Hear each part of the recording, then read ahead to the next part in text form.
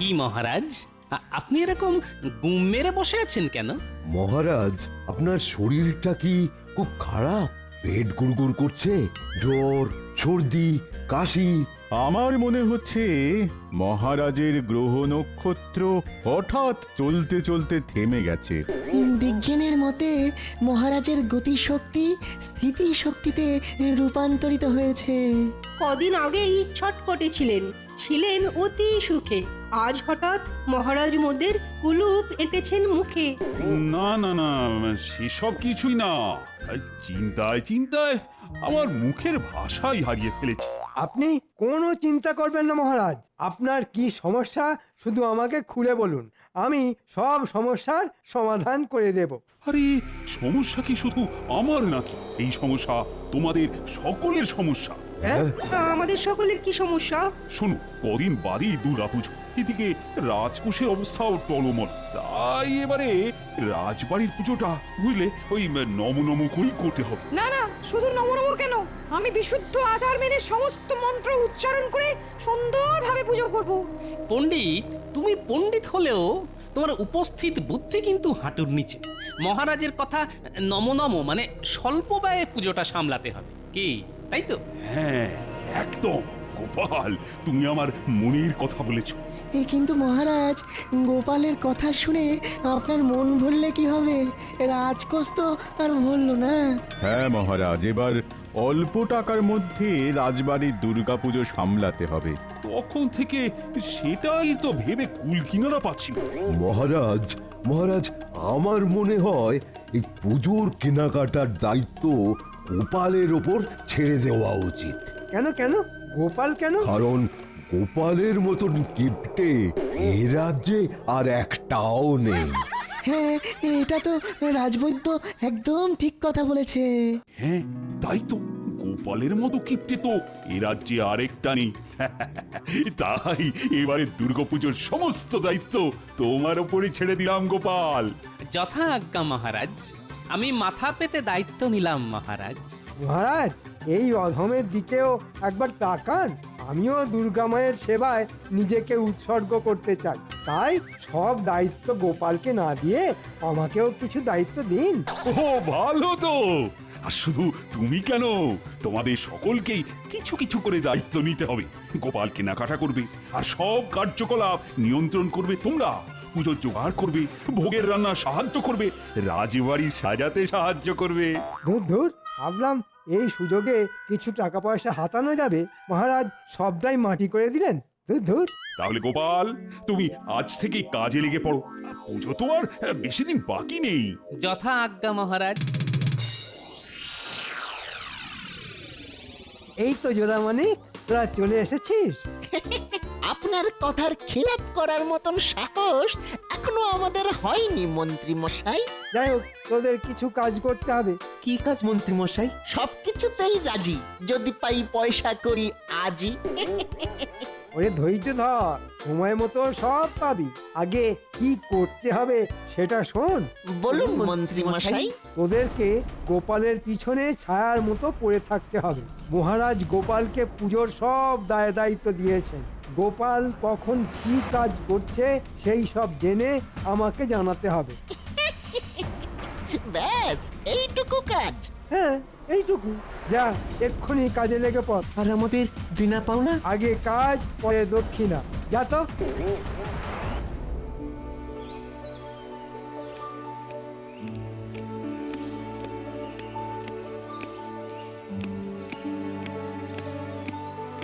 কি হরি, কি খবর?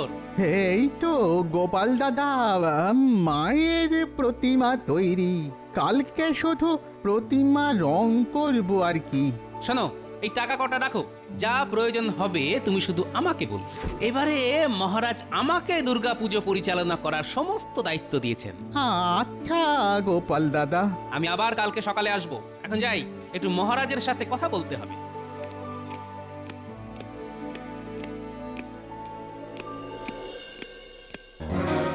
মন্ত্রীমশাই, খবর জোগাড় করে এনেছি। কি খবর চটপট বলে ফেল। গোপালকে একটু আগেই দেখলাম রাজবাড়ির দালানে হরি কুমোরের সাথে কথা বলতে। আর তারপর ওই অন্দরমহলে মহারাজের সাথে দেখা করতে চলে গেল। হরির সাথে কি কথা বলছিল সেটা বল। হরিকে গোপাল টাকা দিল।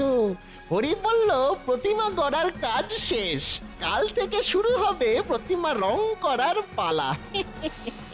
আচ্ছা ঠিক আছে, তোরা যা, এবার যা করার আমি করব। আমাদের বকশিসটা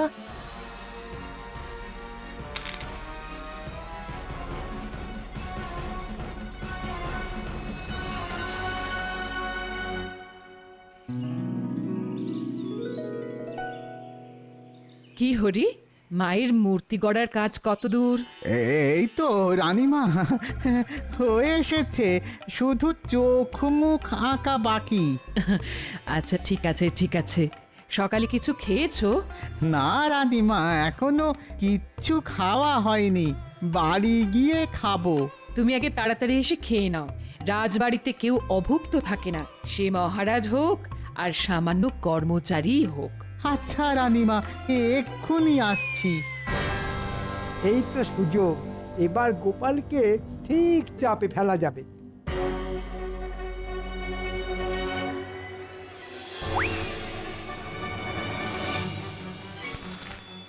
ব্যাস, এবার এই তুলিগুলোকে সরিয়ে রাখবো, তারপর যা দোষ হবে সব গোপালের নামে পড়বে।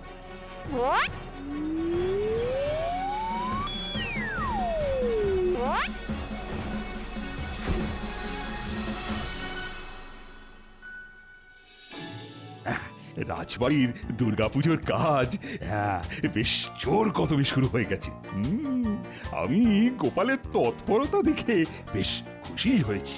সে তো বুঝলাম মহারাজ, এবার আমাদের খুশি করার বন্দোবস্তটাও করুন। এই কদিন বাদেই পুজো শুরু হয়ে যাবে, কিন্তু এখনো পুজোর এবারের ভাতাটা পেলাম না। আরে পাবে পাবে, সব পাবে, একটু ধৈর্য ধরো না বিজ্ঞানী।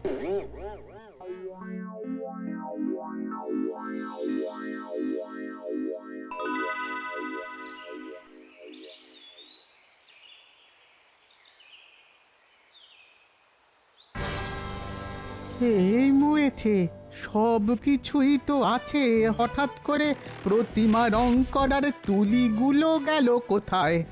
দূর দূর দূর, কোথায় যে রাখলাম তুলিগুলো? কোথায় যে রাখলাম? সর্বনাশ হয়ে গেছে মহারাজ, সর্বনাশ হয়ে গেছে। হ্যাঁ, কি সর্বনাশ হলো গহরি? আর বলবেন না মহারাজ, আমার দুর্গা প্রতিমা গড়ার কাজ মোটামুটি সমাপ্ত, শুধুই চোখ মুখ আঁকা বাকি। এখন দেখছি আমার রং করার কোনো তুলি নেই। আচ্ছা হরি, তুমি তোমার বাড়ি থেকে আসার সময় তুলি এনেছিলে তো? হ্যাঁ গোপাল দাদা, এনেছিলাম। তাহলে তুলি রাজবাড়ির দালান থেকে গেল কোথায়? আমি চারিদিক তন্ন তন্ন করে খুঁজলাম, কিন্তু কোথাও পেলাম না।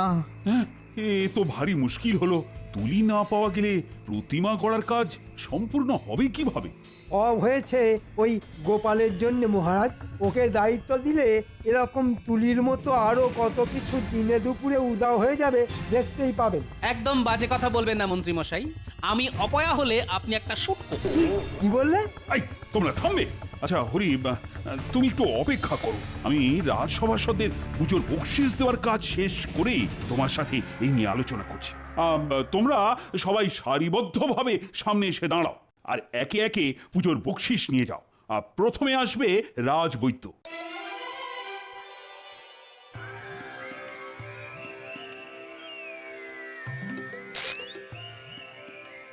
ধন্যবাদ মহারাজ। এরপর বিজ্ঞানী।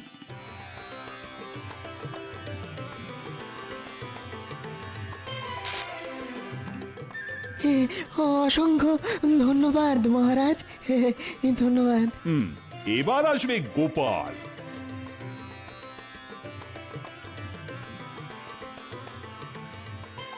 ধন্যবাদ মহারাজ। মন্ত্রী, এগিয়ে এসো। এ কি মন্ত্রী, তোমার হাতে রং লাগলো কোথা থেকে? এই মরেছে, তুলিগুলো সরানোর পরে হাত ধুতে ভুলে গেছি। কি হলো মন্ত্রী মশাই, চুপ করে আছেন কেন? বলুন, আপনার হাতে রং এলো কোথা থেকে? হ্যাঁ মন্ত্রী বলো। আগে না মানে কিছু না মহারাজ। আচ্ছা হরি, তুমি একটু এদিকে এসে দেখো তো রংটা চেনা চেনা লাগছে কিনা। হ্যাঁ হ্যাঁ, এই নীল রং দিয়েই তো আমি কার্তিকের ময়ূর রং করেছি। হ্যাঁ, তাহলে তো দেখছি হিসেবে একদম পরিষ্কার হয়ে গেল। তোমার তুলি উধাও হওয়ার রহস্যের কথা একমাত্র মন্ত্রী মশাই বলতে পারেন। মন্ত্রী আসলে মহারাজ, আমি চিত্রশিল্পের জন্য তুলিগুলো নিয়েছিলাম, ভেবেছিলাম পরে ফেরত দিয়ে দেব। যাও মন্ত্রী, তুলিগুলো যেখানে সরিয়ে রেখেছো সেখান থেকে নিয়ে এসো, নইলে তোমাকে আমি চিত্র বানিয়ে একেবারে দেওয়ালে টাঙিয়ে দেব। আচ্ছা মহারাজ, তোমায় আমি পরে দেখে নেব গোপাল।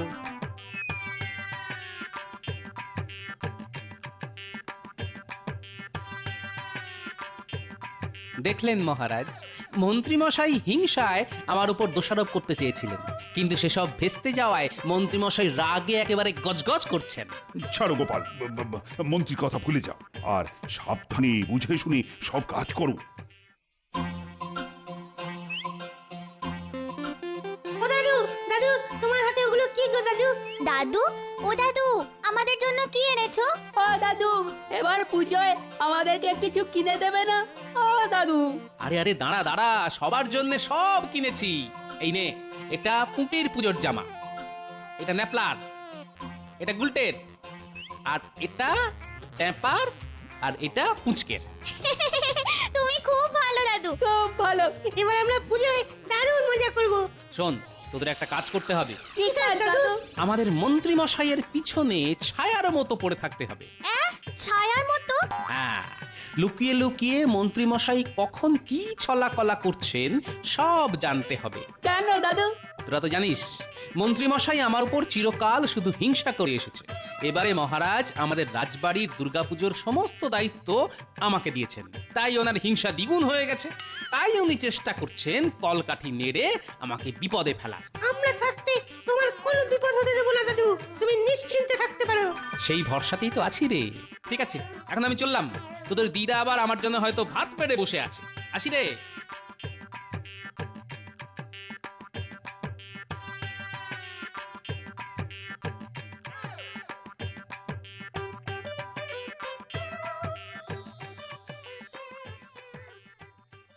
দেখেছো, মানুষটার কোনো কাণ্ড জ্ঞান নেই। সে কখন থেকে ভাত বেড়ে বসে আছে, এখনো বাড়ি ফেরার নাম নেই। এই যে এসে গেছি। আহ গিন্নি, এত উতলা হচ্ছ কেন? পুজোর কেনাকাটা করতে হলে একটু দেরি তো হবেই। তা আমার জন্য কি কিনেছো শুনি? জামদানি, বেনারসি নাকি ঢাকাই মসলিন? এনেছি যখন নিজের চোখেই দেখে নাও। বাবা, দেখেই না তোমার চোখ একেবারে ছানা বড়া হয়ে যাবে। কই কই দেখি দেখি। এই যে দেখো গিন্নি, তোমার জন্য পুজোর শাড়ি। মাগো, এ তো সামান্য একটা তাঁতের শাড়ি। কি বলছো কি গিন্নি? তাঁতের শাড়ি সামান্য? তাঁতিরা কতদিন ধরে তাঁত বুনে এই শাড়ি তৈরি করে জানো? ভাবলাম জামদানি, বালুচরি কি ঢাকাই মসলিন কিছু একটা আনবে আমার জন্য। শুধু শুধু তোমার কথা ভাবলেই বুঝি চলবে? ওই নাতি নাতনিদের কথা তো ভাবতে হবে নাকি? সবকিছু বুঝে শুনে চলতে হবে তো।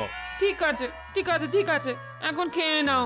আমি পুজোতে তাঁতের শাড়ি পরেই ঘুরবো, রাজবাড়ির বউ হওয়ার ভাগ্য করে তো আর আসিনি। দাদু, দাদু বাড়ি আছো? ও দাদু, দাদু, ও গোপাল দাদু বাড়ি আছো? কি হয়েছে রে ন্যাপলা গুলটে? দাদু, তুমি তো আমাদেরকে দায়িত্ব দিয়েছিলে মন্ত্রী মশাইয়ের পেছনে ছায়ার মতো পড়ে থাকতে। জানো দাদু কি হয়েছে? আরে কি হয়েছে সেটা না বললে জানবো কি করে? মন্ত্রী মশাই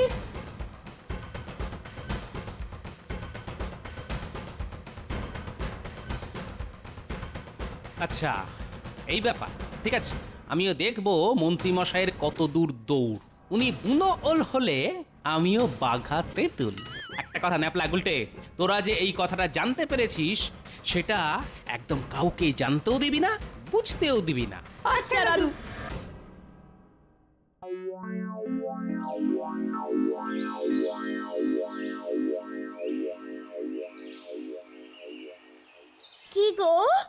বাড়িতে বসে আছো কেন? রাজবাড়িতে যাবে না? সপ্তমীর পুজো শুরু হয়ে যাবে তো।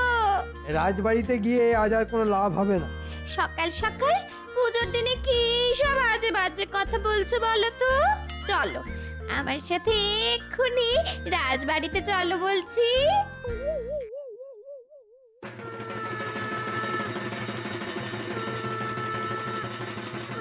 দেখো সবাই, এবারে রাজকোষের অবস্থা খারাপ হওয়া সত্ত্বেও গোপাল নিজে দাঁড়িয়ে থেকে কত সুন্দরভাবে সমস্ত পুজোর আয়োজন করেছে। বাহ গোপাল বাহ। সবই তো বুঝলাম মহারাজ, সবাই এসে এখানে হাজির হয়েছে, কিন্তু পণ্ডিতের এখনো অবধি দেখা নেই। আর পণ্ডিত না আসলে পুজো শুরু হবেই বা কি করে? নবপত্রিকা পুজো, কলাবউ স্নান করানো। হ্যাঁ, ঠিকই তো বলেছো। পণ্ডিত না আসলে দুর্গাপুজোটা হবে কিভাবে? সত্যি তো, পণ্ডিত তো ভারী চিন্তায় ফেলে দিল। দেখলেন তো মহারাজ, গোপাল ডোবালো তো। পণ্ডিত না এলে পুরো পুজোটাই ভেস্তে যাবে। এ তো সত্যি খুব মুশকিল হলো। গোপাল, ও গোপাল, তুমি একবার পণ্ডিতের বাড়ি গিয়ে দেখে আসো না। মহারাজ একটু অপেক্ষা করুন, পণ্ডিত নিশ্চয়ই আসবে। আমি হলফ করে বলতে পারি আজ পণ্ডিত আসবে না। এ কি বলছেন মন্ত্রী মশাই? একবার দূরে তাকান, এই দেখুন কে আসছে।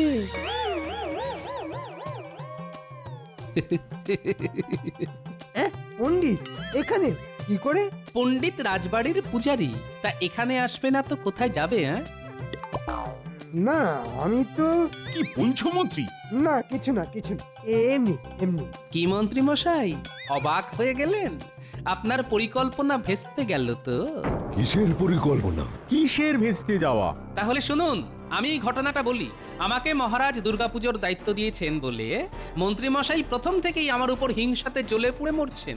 তাই তিনি প্রথমে কুমোরের তুলি সরান, যাতে কুমোর প্রতিমা গড়ার কাজ না শেষ করতে পারে।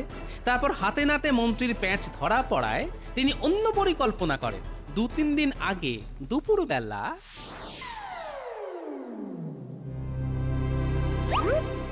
কি ভগবান, বাড়ি আছো? আরে মন্ত্রী মশাই যে, তা হঠাৎ করে আপনি আমার বাড়িতে? কোনো দরকার বুঝি? হ্যাঁ শোনো, তোমাকে এক কাজ করতে হবে। কি কাজ?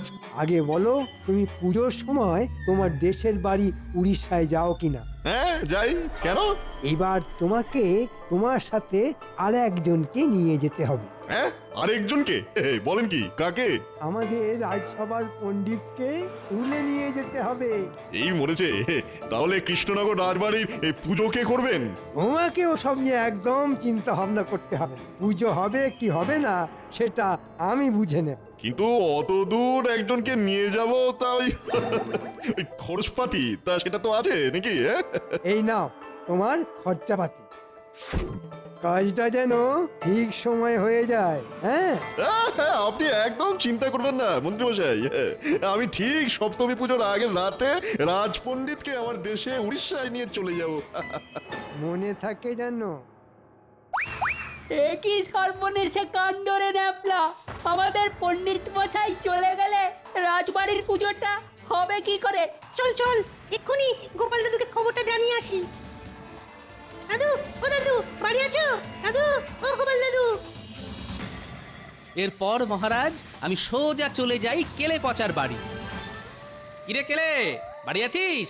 হে গোপাল দাদা, বলো বলো, তা হঠাৎ তুমি আমার বাড়িতে? শোন কেলে, তোকে চোর থেকে পণ্ডিত হতে হবে। আমি তো চোর, তাও এখন চুরি ছেড়ে দিয়েছি, কিন্তু পেটে এত বিদ্যে নেই যে পণ্ডিতই করতে পারবো। ওরে বোকা, তোকে পণ্ডিত হতে হবে না, শুধু সাজতে হবে। মাথা ন্যাড়া হতে হবে, মাথায় টিকি রাখতে হবে। ন্যাড়া হতে হবে? সে কি? হ্যাঁ, কৃষ্ণনগরের কল্যাণের জন্য তোকে হতে হবে। তারপর তোকে আমাদের রাজপণ্ডিতের বাড়িতে গেরুয়া পরে গায়ে চাদর মুড়ি দিয়ে ষষ্ঠীর রাতে শুয়ে থাকতে হবে। এই মরেছে, কেন গো? অত প্রশ্ন করিস না, যা বলছি সেটা করতে হবে, বুঝলি? আচ্ছা গোপাল দাদা।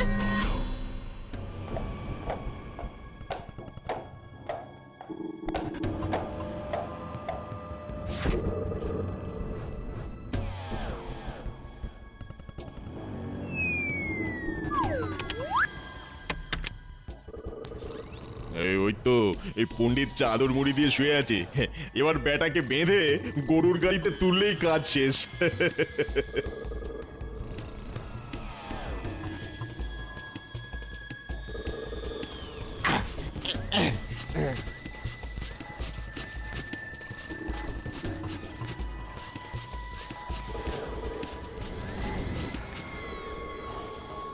কি বুঝলেন মন্ত্রী মশাই? আসল পণ্ডিত এখানে পুজো করতে এলো, আর পণ্ডিত রূপী কেলে পচা এখন উড়িষ্যায়। সাবাস গোপাল, সাবাস। আজ তোমার বিচক্ষণতার জন্য পুজোটা হচ্ছে, নইলে যে সব কিছু ভেস্তে যেত। যা, আমার সব চাল ভেস্তে গেল। মন্ত্রী, আজ আমি তোমাকে শুলে চড়াবো। থাক না মহারাজ, শুভ দিনে আর ছুঁচো মেরে হাত বন্ধ করবেন না। না না না না, শাস্তি তো মন্ত্রীকে পেতেই হবে।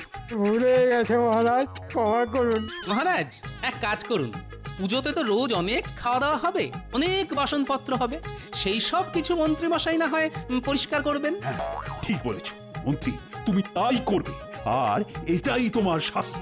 তাহলে আর দেরি কেন, পণ্ডিত মশাই সপ্তমীর পুজো শুরু করুন। হ্যাঁ নিশ্চয়ই নিশ্চয়ই। বলো জয় মা দুর্গা।